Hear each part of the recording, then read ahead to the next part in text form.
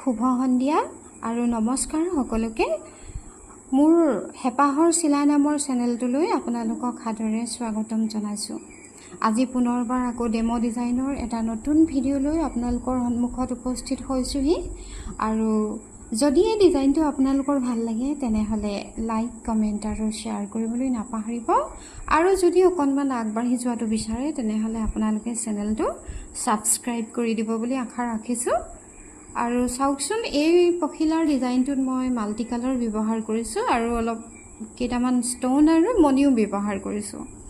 আৰু ইয়াত গাৰ নীলা, গাৰ গুলপীয়া, ক'লা, এইকেইটা সেউজীয়া, এইকেইটা ৰং মই ব্যৱহাৰ কৰিছোঁ।